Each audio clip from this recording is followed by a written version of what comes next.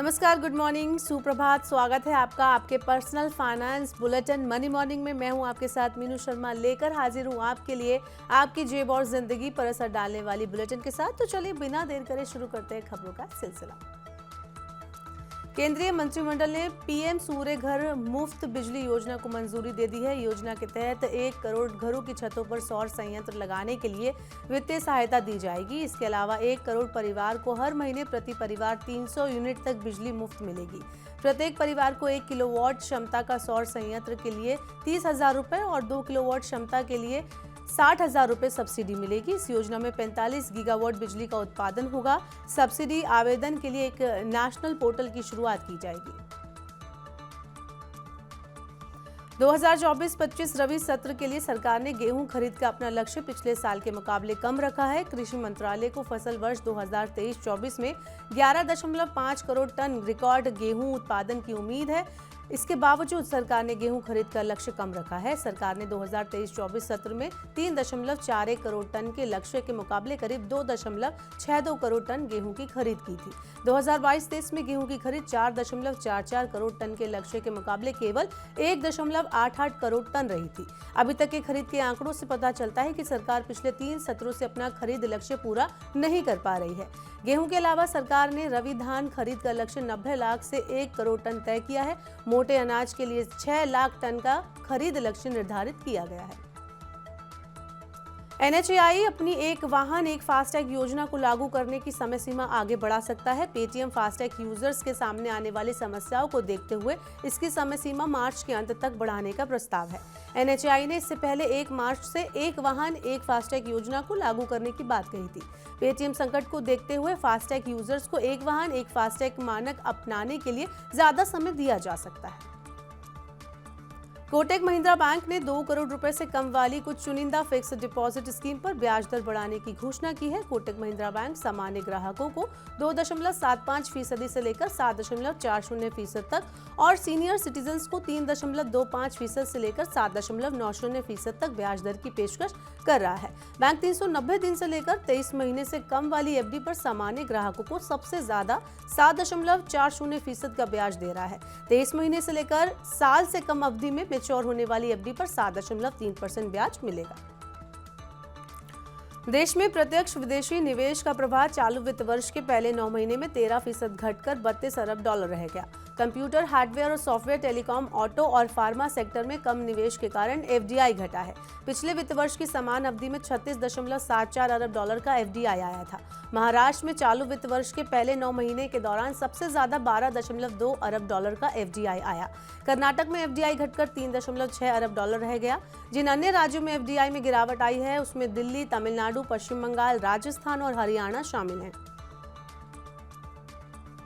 भारत के ultra rich लोगों ने अपनी संपत्ति का करीब 32% हिस्सा देश के अंदर और बाहर रेजिडेंशियल प्रॉपर्टी में निवेश किया है। नाइट फ्रैंक के मुताबिक धनवान भारतीयों के रेजिडेंशियल पोर्टफोलियो का करीब 14% हिस्सा देश से बाहर है। 3 करोड़ डॉलर से ज्यादा की शुद्ध संपत्ति वाले लोगों को अत्यंत धनवान लोगों की श्रेणी में रखा जाता है। 2023 में श्रेणी के एक भारतीय व्यक्ति के पास औसतन 2.57 घर हैं। 28% लोगों ने अपने दूसरे घरों को किराए पर दिया हुआ है। करीब 12% धनवान भारतीय 2024 में एक नया घर खरीदने की योजना बना रहे हैं। भारतीय रिजर्व बैंक ने बैंकों और एनबीएफसी के लिए जलवायु संबंधी वित्तीय जोखिमों के खुलासे को अनिवार्य करने का प्रस्ताव रखा है। जलवायु संबंधित वित्तीय जोखिमों का मतलब उन आर्थिक और वित्तीय जोखिमों से है जो जलवायु परिवर्तन या जलवायु परिवर्तन को कम करने के प्रयासों के चलते पैदा हो सकते हैं। रिजर्व बैंक का कहना है कि जलवायु संबंधित जोखिम उभरते जोखिमों में से है जिससे आरबीआई के दायरे में आने वाले संस्थाओं और वित्तीय स्थिरता पर गंभीर प्रभाव पड़ने की आशंका है। आरबीआई के नियमन के दायरे में आने वाले संस्थानों में वाणिज्य बैंक, कुछ प्राथमिक सहकारी बैंक, सभी अखिल भारतीय वित्तीय संस्थान और सभी बड़ी एनबीएफसी शामिल हैं। बिजली उपभोक्ताओं के लिए अच्छी खबर है। कर्नाटक विद्युत नियामक आयोग प्रति माह 100 यूनिट से ज्यादा की खपत करने वाले कमर्शियल, इंडस्ट्रियल और घरेलू उपभोक्ताओं के लिए बिजली दर में कटौती को मंजूरी दी है। ये 1 अप्रैल से प्रभावी होगी। घरेलू प्रकाश व्यवस्था के लिए ऊर्जा शुल्क में 110 पैसे प्रति यूनिट और कमर्शियल प्रतिष्ठानों के लिए 50 पैसे प्रति यूनिट की कटौती की गई है। हाई टेंशन कमर्शियल ऊर्जा शुल्क में 125 पैसे प्रति यूनिट और मांग शुल्क 10 रुपए प्रति यूनिट केवीए कम कर दिया गया है। कर्नाटक में बिजली शुल्क में राहत दी गई है, लेकिन झारखंड में बिजली महंगी हो गई है।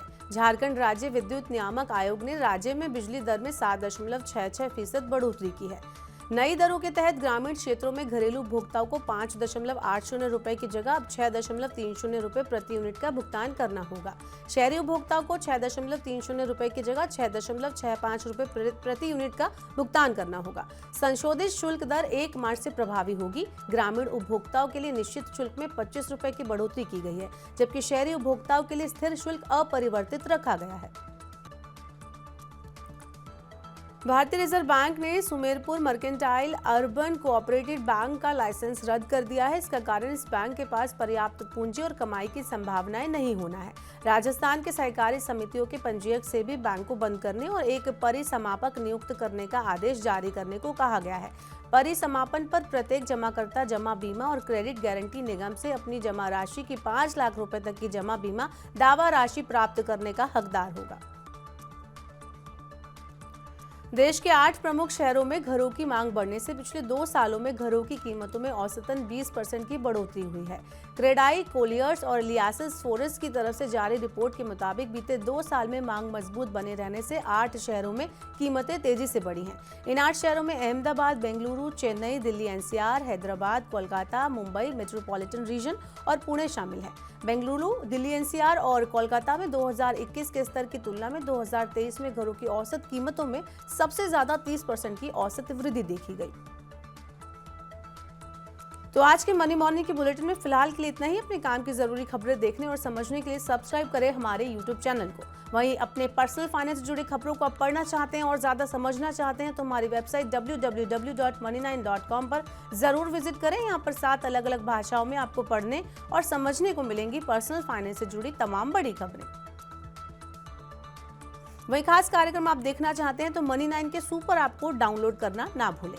इस बुलेटिन में फिलहाल के लिए इतना ही। बने रहिए मनी 9 के साथ। नमस्कार।